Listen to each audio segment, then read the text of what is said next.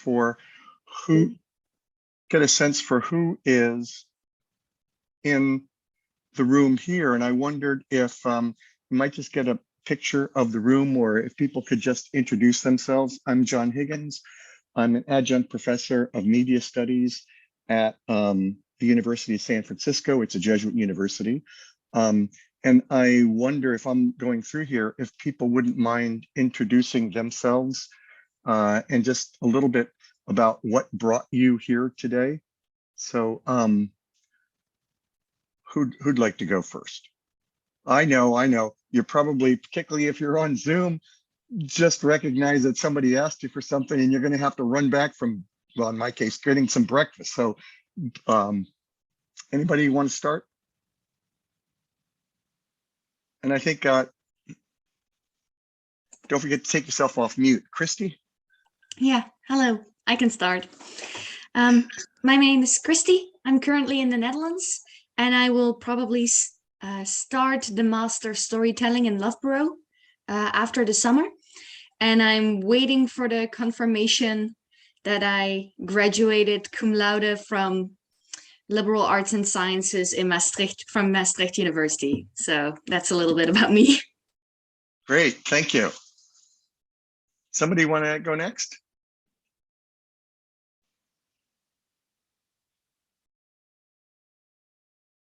Anybody in the room? Oh, Teti. Hi, I'm Teti. I work at Durham University in the UK.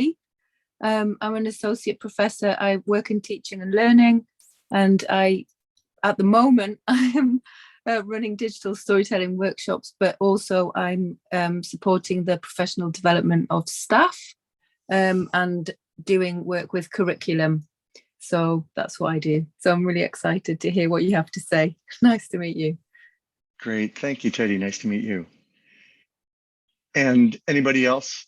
It's not required.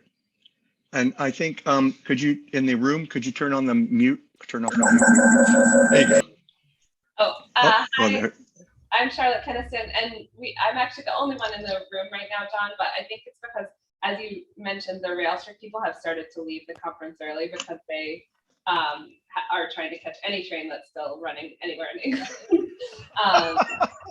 But this is being recorded, and I know there are lots of folks who are looking forward to watching it later. So I'm Charlotte. I work at a university in Baltimore in the US, and I work in our service learning office. So I'm really excited to hear what you have to say. Hello, and I'm Fred. I'm a moderator here, but I also work as a lecturer in drama, and I'm also the deputy director of doctoral programs at Loughborough in creative arts, and I'm a member of a storytelling academy, yeah, of course. Great. Anybody else? Okay. Mai, I see that you're something lit up there. So did you want to add? Oh, there you are. I'm guessing, since I can't hear you, it might be maybe move closer to the microphone, or that's my quick shot at troubleshooting at a distance here, thousands of miles. Or maybe, another thing to do would be to just do an introduction through chat, since if audio is not working. And okay, so I'm just going to go back to, I had a brief moment of terror yesterday, which I'm sure most presenters did, when I thought, oh my gosh, I'm going to have to learn a new system, which would be Teams. But thank goodness, things are back today. So I'm just going to go and, so a lot of this, and I point out again that the materials are available at my website, mediaprof.org. This is my email, and one of the presentation, all of the slides are there. When you link to it down in the lower right corner, this is actually just an easier way to get people to a shared Google Drive. And on the shared Google Drive, you're going to find these folders. The presentation slides are in one for all of these for the handout, course materials, articles that I've written related to reflexivity, and some of this is through digital storytelling, and part of it is related to a Fulbright that I did in Cyprus with the Turkish Cypriot and Greek Cypriot communities in 2010. And then some of the stories that I'm going to be interspersing, just in case there's problems. There's backups of the files themselves of the student videos there. The abstract is there along with my email address. And then if you wanted to, I encourage you to add your comments or responses or notes to this document that's in there. It should be available for anybody to edit and just add comments or maybe links to some of your own work and that sort of stuff. Would love to have that, and maybe we could start sharing that way. Then there's this additional materials for things I might mention as we go through.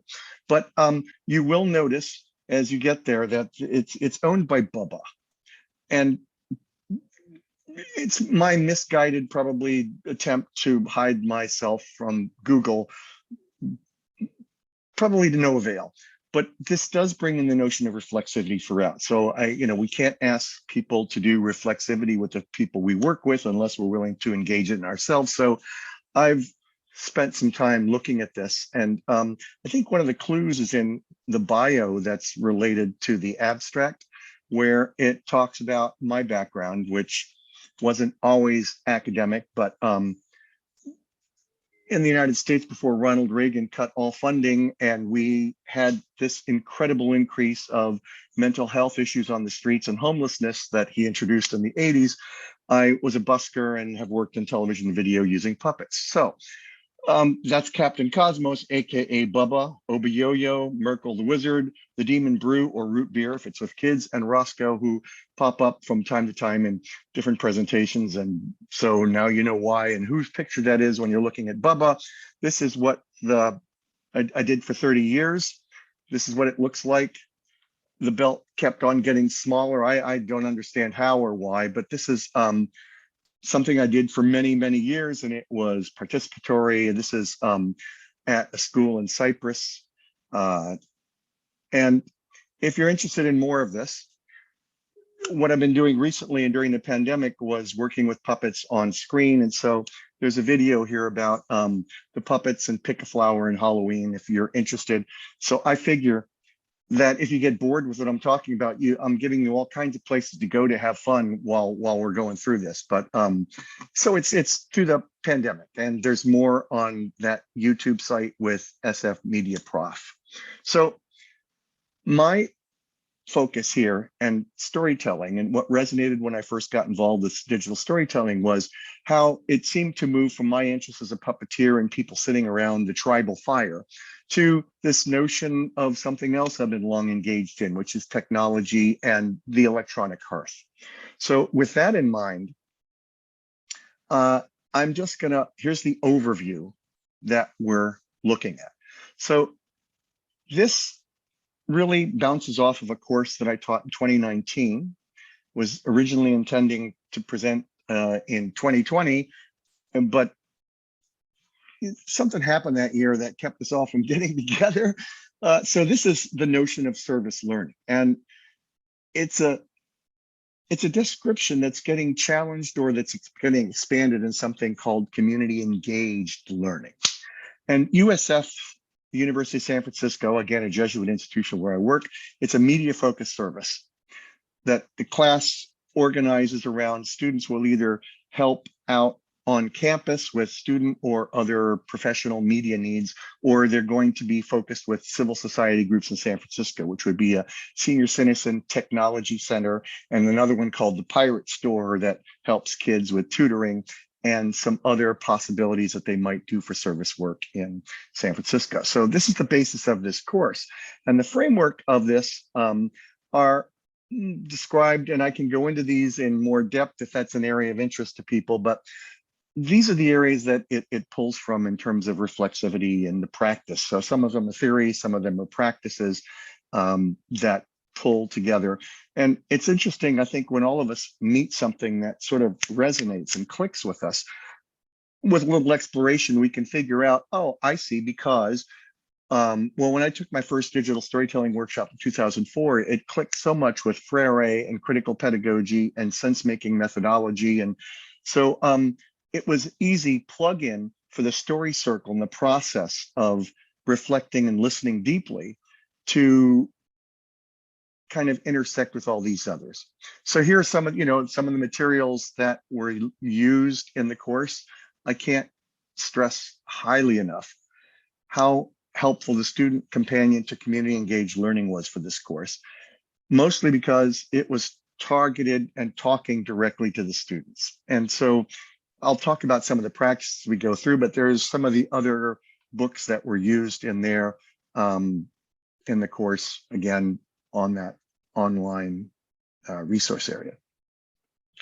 So, those of us who've worked with students and the notion of reflexivity, you ask, it's, particularly in my experience, it's been the guys. You get a one word or one sentence answer. And so this is just trying to promote reflexivity throughout. So it's not going to be the end of the semester. It's not. So each step of the way, it's a question of, okay, and a follow-up. And so what happened, describe it, and then what's the meaning to you and how does it relate to other things? And then as we always go through more and more and more and more and more, just what leads you to that? What leads you? And that's a frame of questioning that comes from sense making that says that why? It's what leads you, and there's all sorts of reasons for coming at this. This is the end of the term reflection, which is also in the materials, and it focuses on Dervin's sense making and Roland Barthes' reflexivity, which is an immediate critical consciousness as opposed to something that's reflection that much later that comes a little bit too late. And so this is the key questions that the reflexivity form at the end. And in some classes, not necessarily this one, it also helps them prepare for their final presentation and how they're, this reflexivity form helps them figure out what they're doing to tell their student colleagues about what they did this semester. So what one am I most proud of? And some of those others are listed there. So the digital story in this case, and in some courses, I've done as what I think other people have mentioned, that you have a digital story at the end, and that's a great way to go. This one, I wanted it to be at the start of the class because one of the things that I think we all have found is that it helps cultivate listening habits. This story circle is really, really a powerful tool to get people to cultivate listening habits. And I knew that teenagers and young adults that were going to be working with elders in the community that they might not be a part of might find it difficult to focus on the elders. So this was helping cultivate listening habits. And just a recognition, the University of San Francisco is very international. We have a very diverse student population. And so we had international students that were going to be going into a marginalized community and help seniors with technology issues. So, the Chinese students were and others, but I'm speaking particularly because some of the Chinese reflected on this, how difficult it was and how they found their way to do it and how rewarding it was for them. So I'm going to play, and again, if there is a mess up on this, or if you need to have some closed captioning, then this playlist is one on a YouTube channel, Storyfires, and I put different student works here with their permission, of course. And this is the one that has the stories from that particular class. So if something happens in playback here, or if you do need closed captioning for this, it's available on YouTube. But just to make life easier, I went ahead and put it here. This was the prompt to get started. A time when you recognize that your civic work or service or efforts had an impact or made a difference.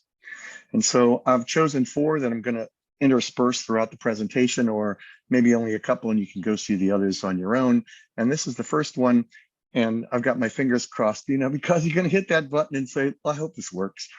So this is Olivia's story.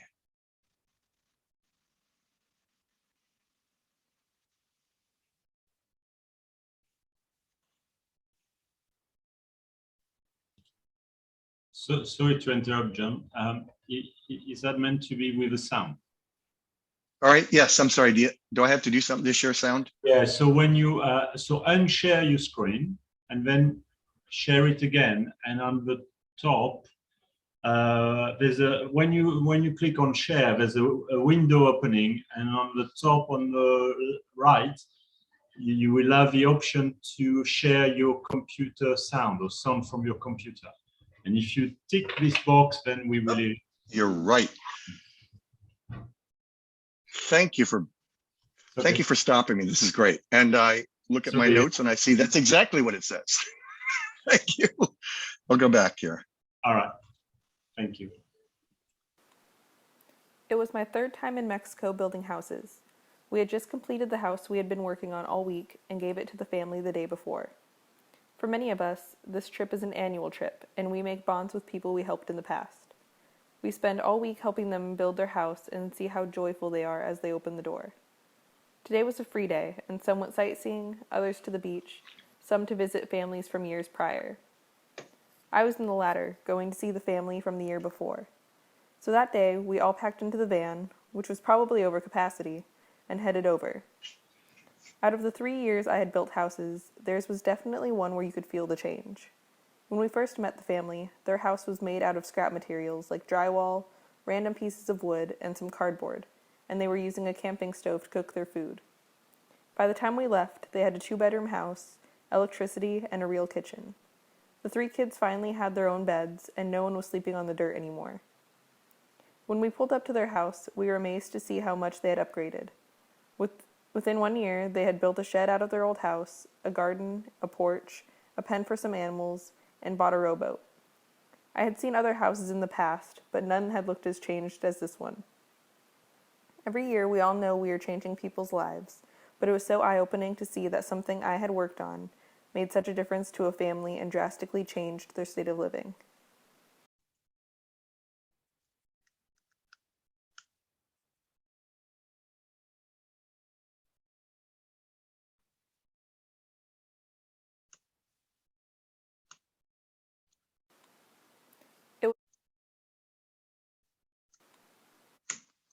There we go. So I am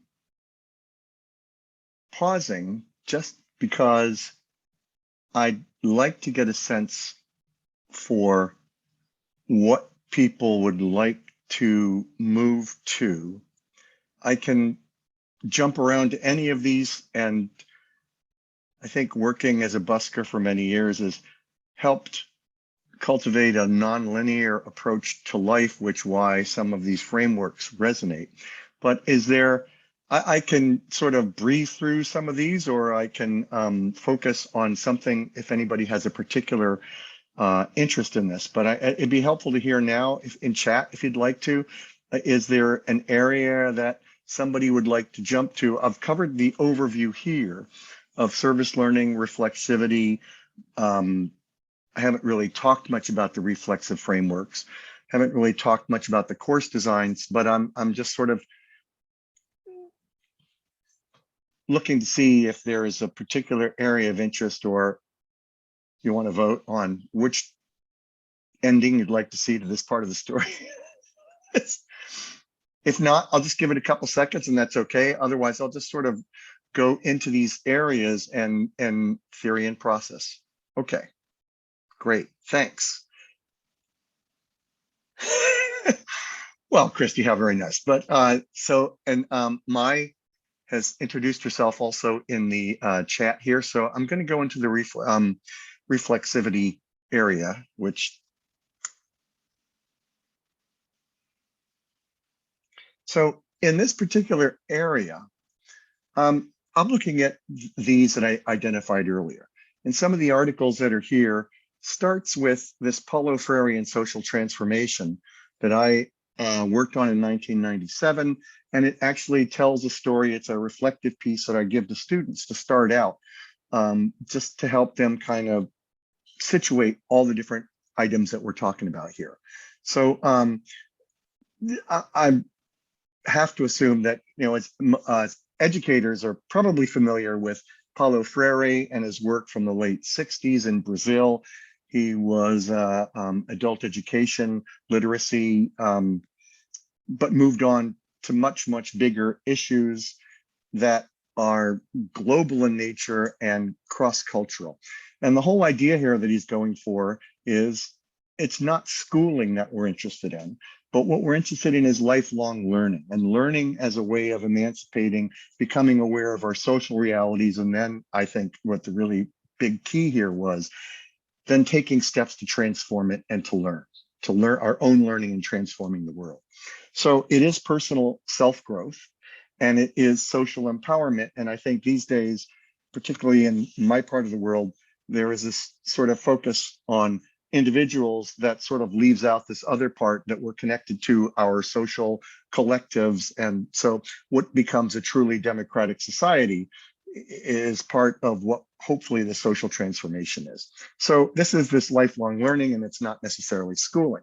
And he's got this critique that's really classic that, you know, in the old system, teachers make a deposit and the student brains, and then the appropriate time the students make the withdrawal by regurgitating on a test or whatever, and they're an object and they're acted on. And the whole point of transformational education is to help students become their own persons. And so then, of course, it becomes, how do you achieve these goals? And one of his ideas is the notion of problem posing. And another one is, and the one that I'm focusing on here, is self-reflexivity or critical reflection. And as Barth pointed out, it's not the same as reflection, but critical reflection or reflexivity to transform the world and to change power relations. And that's kind of key. I think it's also one of the big differences between service learning as a notion and community engaged learning, where community engaged learning takes in more of the entire university and the connections with the community, as opposed to service learning, where students might go in, perform a service, clock out, and might not be situated in as effective a way to become part of that community, to learn from it and take from it. So that idea of praxis is key. It also intersects with Ignatian spirituality or contemplation, where you have an action, then you reflect on it, and then you revise according to that. I think that's the key part, right? Is reflecting and revising. And then that becomes this spiral. So, you know, to me, it's really sort of what leads me. And again, my reflection is talked about in this article. And I think one of the reasons students tend to respond well to it is 1969 in Cuernavaca, Mexico, CDOC, which was, this is me at 17 going to school in Mexico at this place my father picked out. And my father was in the United States and was very much into liberation theology and critical pedagogy. Centro Intercultural de Documentación was this thing. I didn't know anything about it. And I didn't know anything about it until like decades afterwards, when I was in a class and they started talking about these sort of things. But it turns out that there was this important guy in the critical pedagogy world, Ivan Illich, who was running this school. And this is what their stated goals were. They serve scholars with a humanistic outlook who wish to explore the intimate meaning of social and ideological change, especially in contemporary Latin America.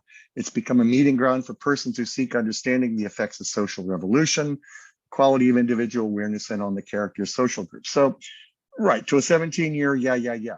But there was all kinds of things going on there in addition to Spanish language classes that were sort of fascinating and intriguing and yet sort of confusing.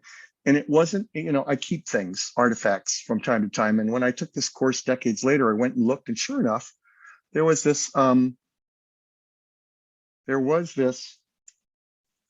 excuse me, I found that Paulo Freire was there that summer.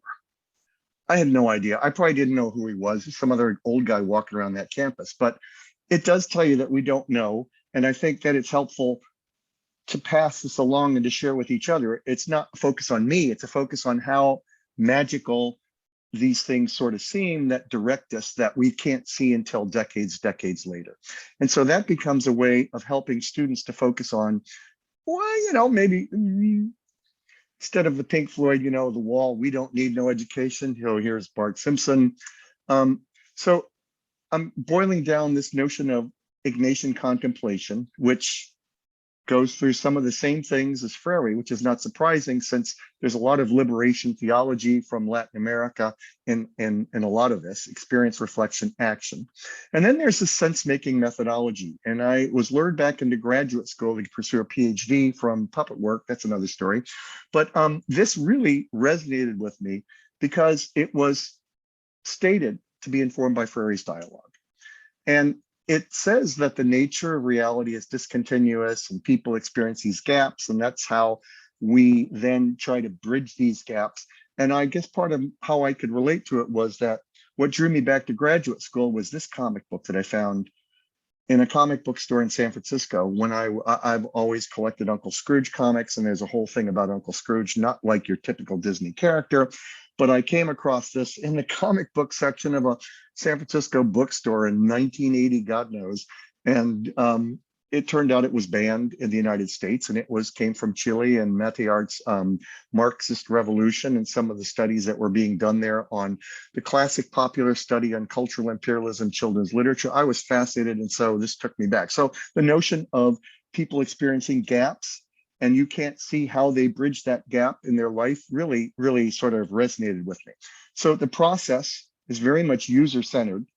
And it goes into a particular way of asking questions of people that aren't your typical, why did you do this? Because it's really, so what led you here today? And what led you to this workshop? And what led you to this particular sort of tool? And what do you suppose? And what are you going to make? So these are some of the self-reflexive tools. So I found it a very practical way to implement this critical pedagogy. And it also resonated when I came across digital storytelling, because it seemed to be that same kind of, why are you telling that story now? Those sorts of questions that underline digital storytelling, which is not something I'm going to go into because I think we all pretty much have a sort of sense of where this fits in frameworks, and other people have talked about it. And I'm just going to flash through some of the ways of questions sense-making presents. And you notice what happened is different from what did I think and feel, and then and then going deeper and deeper and deeper. And I can guarantee you, a lot of students find this very challenging at first. Why am I going? I just answered that, and that saying, and after time, they do come back to, I would say most of them by the end start realizing, I understand how this works and it makes a difference in their lives. So this is the big thing here. What connections can I make between all this and readings, right? Because there's an academic exercise here, and what are the readings? And how does this relate to what you've heard in this class and your own experiences? So I'm just gonna stop my talking here with this, another story that I'm gonna pull. This is Vivian's story about her grandmother, and I recognize, it's just, try this. Can a moment exist between two people in different places? Can I just ask, can you hear the audio on this one? Yes, we can. Can a moment exist Okay, great. between two people in different places? I think so. My grandma lives in Pontiac, Michigan for half the year. She spends the other half in Durango, Mexico, while my grandpa works on the ranch. We haven't seen each other in about 7 years. We've planned visits, but for reasons outside of our control, it just hasn't worked out.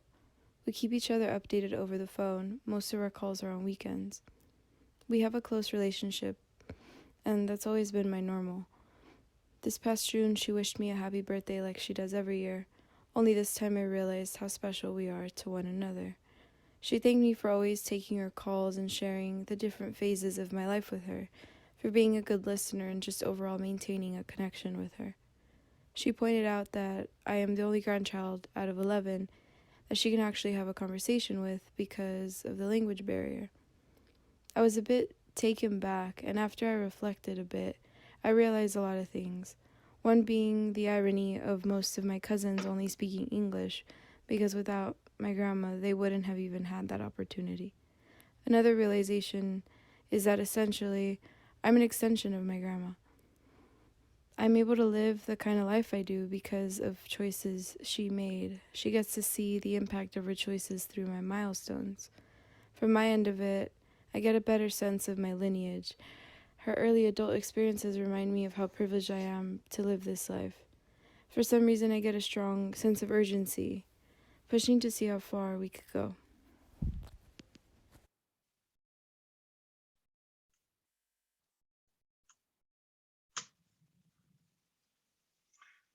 So I'm gonna just do a real quick course design, just looking at some of this. And again, this is service learning. This is what Media Workshop, the course is. Materials are available online. I talked a little bit about this. The course description is here. I've talked a little bit about this, and I'm just pointing it out that this material is there. And I think that the notion of active engagement it is reflected in that book and the student companion. That was pretty key to this. And some of the learning outcomes are identified, and the ways that we got to this reflective journal and responses.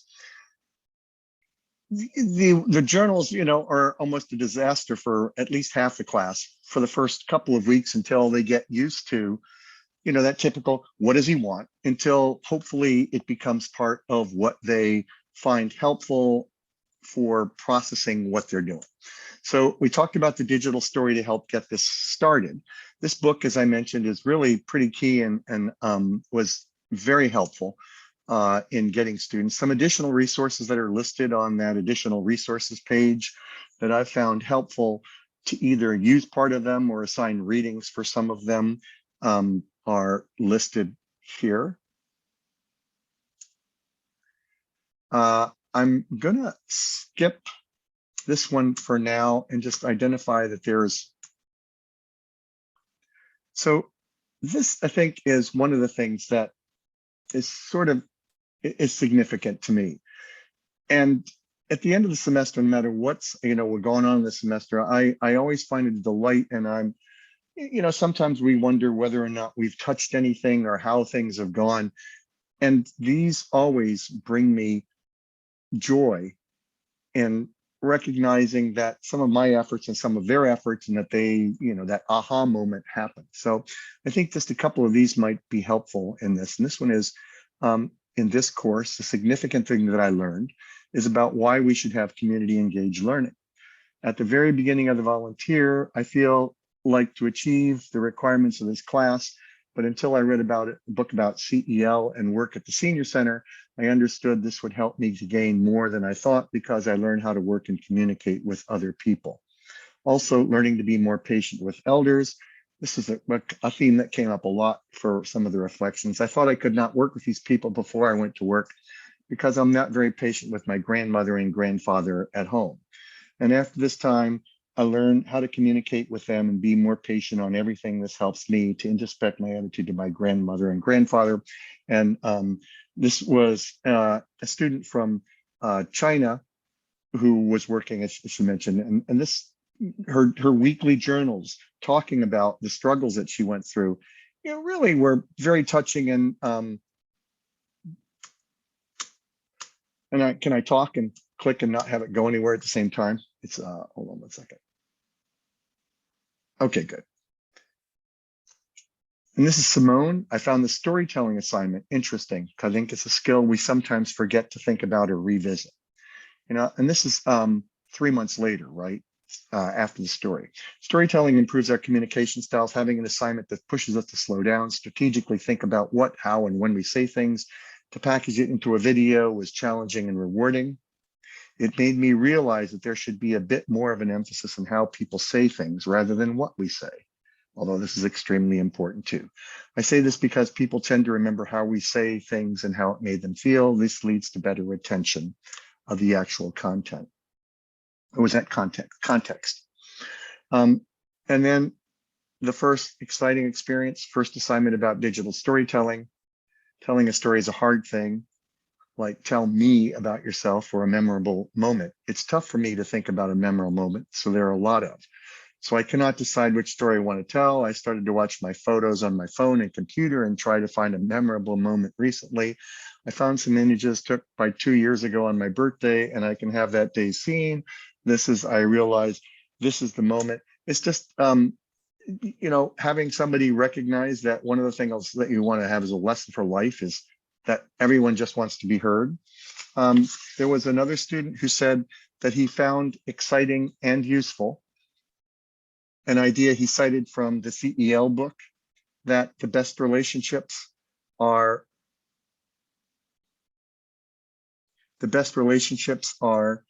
those that are reciprocal, quoting from the book. He said it was a reminder that SEEK's community engaged learning wasn't about getting experience or just showing up for a moment, providing a service and then moving on. Instead, forming lasting relationships with fellow service members as well as the clients they all serve is when the most effective community engaged learning happens, so that they all continue to grow, which and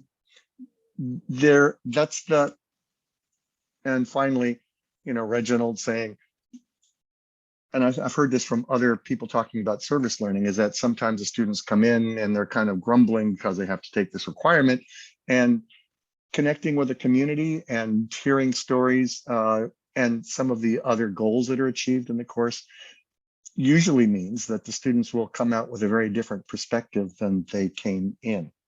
So there are other things we could talk about, but I think that I've really presented what I need to as sort of an overview of all of this. And I'd really be interested to hear what some of your comments are and what your experiences are, reactions, comments, thoughts, comparisons. How does this relate to your worlds? Or maybe you have a train to catch.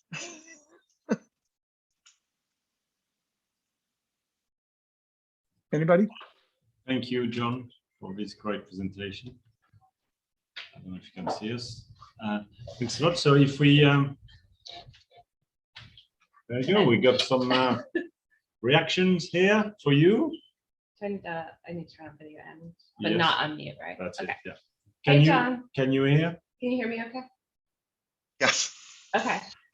This is great. Thank you. I am amazed and very heartened that your university requires service learning of all of your students. And I also am with you in the reevaluation of that term and thinking about what that also means for the way that we do it. We're thinking about that a lot at our university as well. So we do reflection with all of our service learners. We have about 1,000 service learners a year on our campus. But the reflections are done asynchronously on a learning management system called Blackboard. And I've been thinking about how to integrate. So we do digital storytelling with our service learning leaders, which is about 20 of those 1,000 students who are the ones who guide the students in their learning. And I wonder if you have ideas or suggestions or thoughts about how to integrate something that's a little bit more interactive, but when we don't have a full semester like you have with your students. I know that others here, I see Hatice's here, and I really appreciated your presentation and some of your thoughts on this. It was 6 o'clock San Francisco morning time, but I was appreciated it. So I would say that, it's great to have a full semester. I would say that if it were boiled down to a much shorter period of time, I think what really takes sort of a more immediate focus is the notion of how to cultivate reflexivity sooner. So for mine, I was surprised that the digital story worked very well. They read a couple of, I think 1 or 2 chapters of the digital storytelling cookbook at the same time they were reading something from the community engaged learning. And I would say that, even for a short period of time, the community engaged learning book would work well for a very compressed period of time. And I think that it really then, in this service learning, which is moving, but hadn't at the time moved to community engaged learning,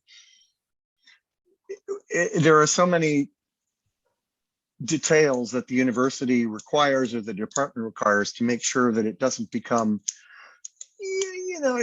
a fluff or just something that's not really community engaged.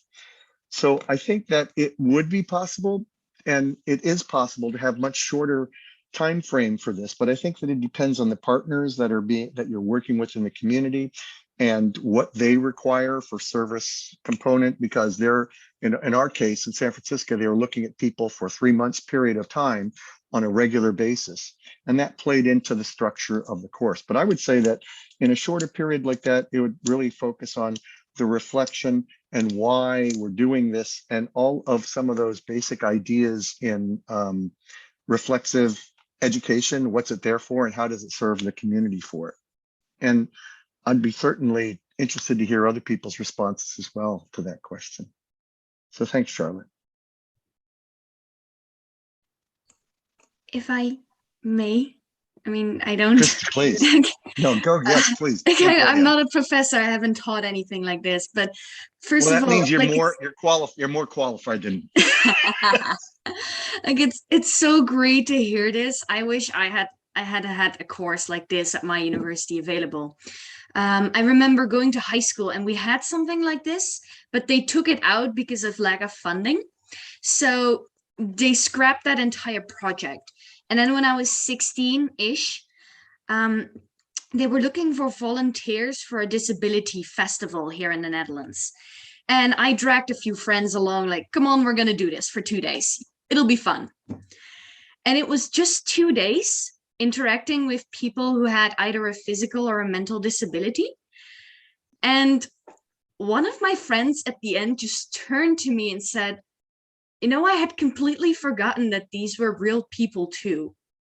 Wow. And then she turned incredibly red because she didn't really want to admit that. But the fact that in 2 days, you can still connect with people and just interact with a group that you normally don't interact with, and actually see and listen to them, it completely opened their eyes. And I still do after, what has this been? 6 years? I still go every year to that festival with new people and drag them along. And it's fascinating to see people's eyes just opened, because I go with like people from my age, like seeing their eyes opened from just like little things that apparently they never thought about, how people who are in a wheelchair can't see people on stage performing because there are always people in front of them.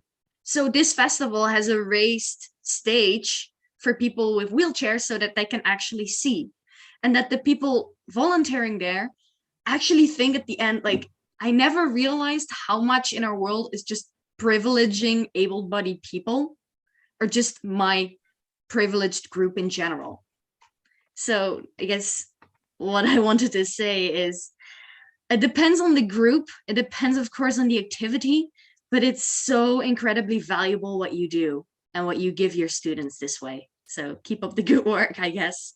Oh, thank you. And I think that hearing you and framing what you just said, to me, I'm hearing two different aha moments. One was your friend, and then one was you. And I think that's what really inspires a lot of us who do this work, whether it's teaching or moderating or facilitating stories, or is helping people find a voice to some of this. And I go back to what Charlotte was asking, which was partly, you know, students had to make presentations about what they were doing.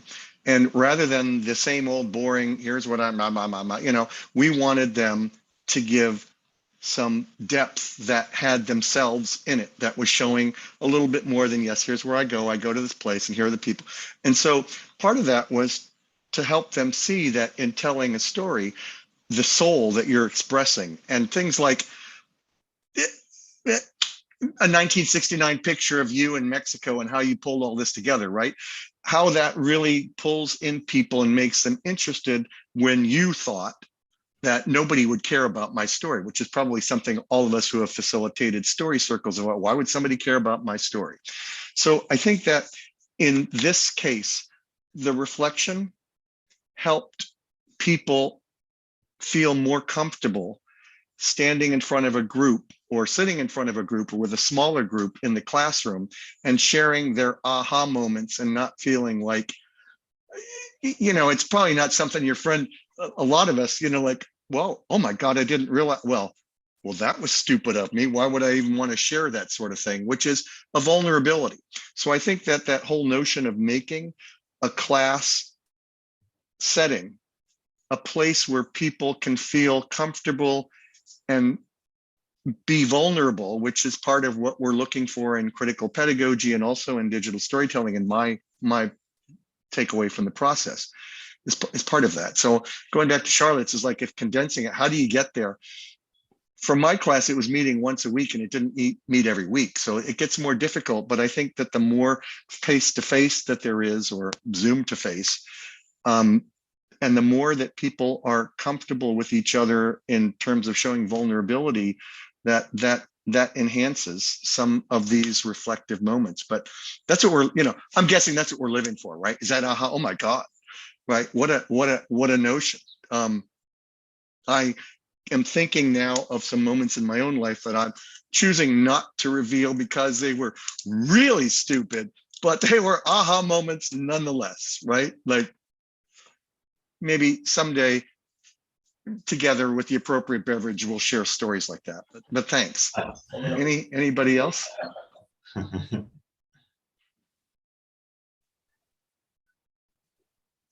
Hi, John. Yeah, I just want to say it was really lovely to hear your reflection, your reflexivity in that whole presentation, actually. It's something that I do. I've worked a lot with reflective practices, and when I came to digital storytelling, it really resonated with me because a lot of what I did was around teaching, and it's not the same as telling stories, which I just have a natural tendency to do. So this is a great excuse. So I really love to hear your experience and your class, to hear about your classroom and your approach and you living your approach. I think I do have a question, and it's one that, comes out of my classroom as well. But we talk about vulnerability to students, students' vulnerability in creating a space where they can be vulnerable. We're also vulnerable. And I don't know how you navigate that. And also, sometimes it just doesn't go to plan. We want to be very humanistic, and effective factors are really important, but the university setting doesn't always allow that, and there are boundaries for reasons. So I'm just wondering what you think about that. Sorry, that was a long thing. Excellent topic. And I think I'm realizing that there's a lot of assumptions built into the short presentation, right? Which is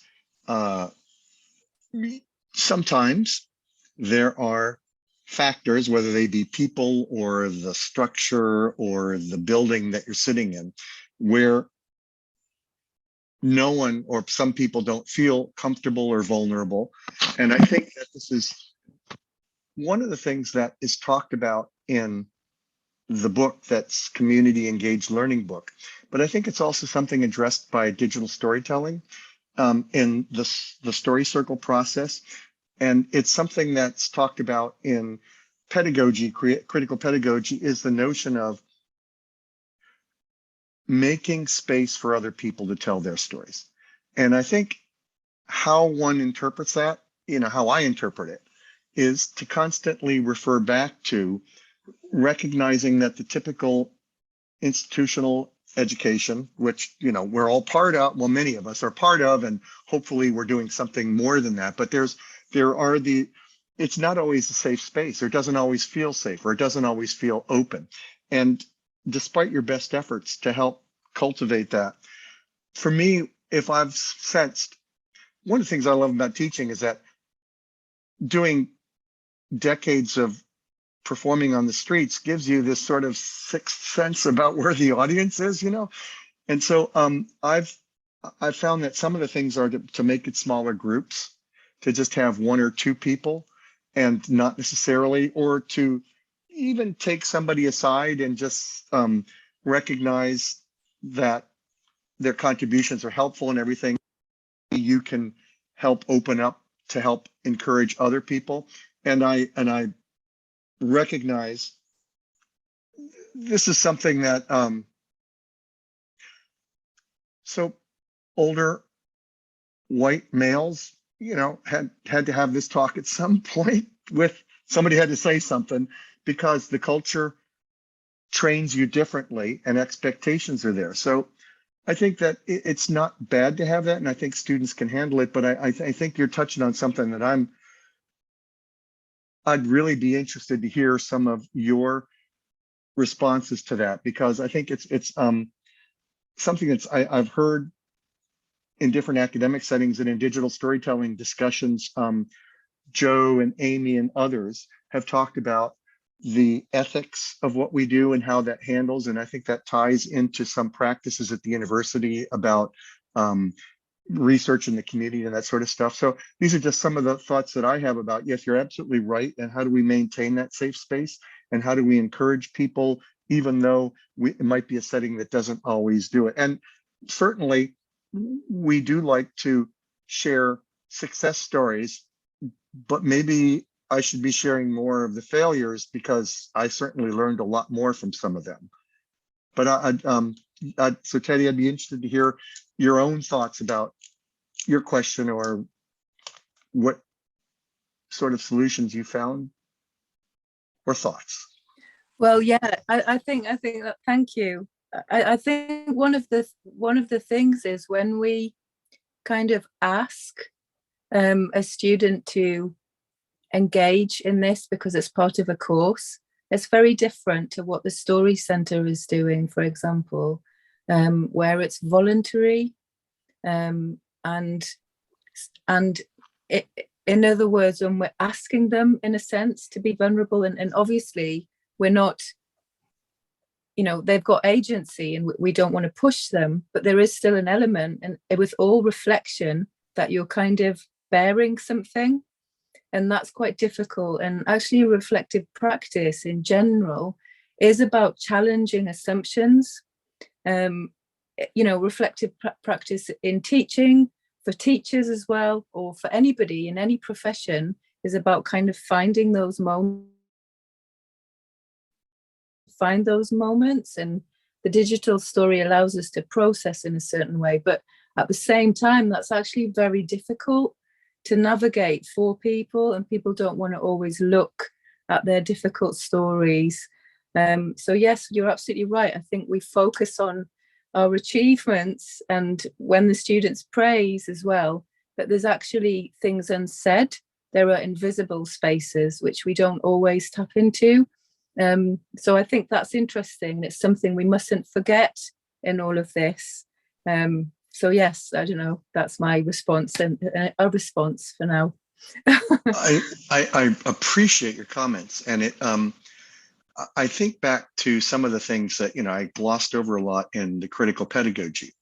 But one of the things that I really commend Freire for was that he was taken to task by some feminist critical pedagogists, and he responded by saying, "You're right, and here's how I change accordingly to that." And I appreciate that flexibility. And I think that it does say that this is all flexible, right? So in any course, if there's somebody who's got an issue, and one of the things that I was doing in the course is meeting one-on-one with students on a regular basis. So and encouraging them not to tell what they didn't want to tell. You don't share what you don't feel comfortable with. And if you'd rather just do it in a private message, or even just say, that's something I'm thinking about, but I don't even want to share it with you, my professor, these are okay, as long as there's something going on and you're saying something's going on, but I don't feel like sharing it. I mean, and I think I could be open to an argument that that's intrusive in itself, but I think I'd have to wait till afternoon my time. But but I thank you for your comments. Spot on. Thanks.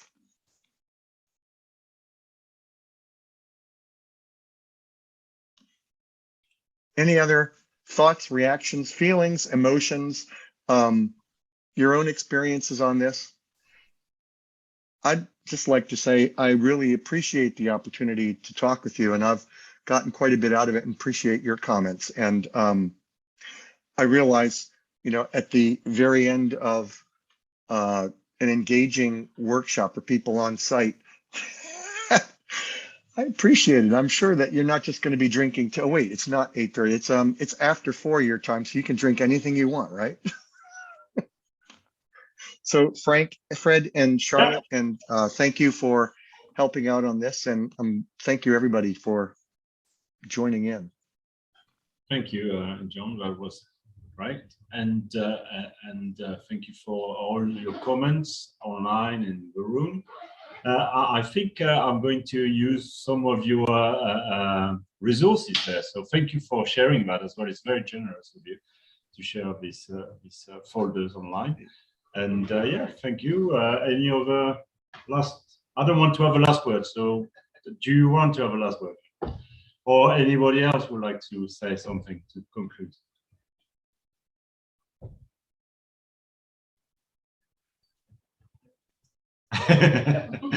If I say I don't want to have the last word, then I had the last word. I know. Well, thank you. Thank you. Thank you. And again, please leave comments or connections or links to stuff that you might have published or working on, or thoughts on that document in the shared folder. And again, thanks for your participation, everybody. So what, do we just leave? How does that work? Yes, have a good afternoon. Okay, have a good morning, afternoon. Bye-bye. Thank you.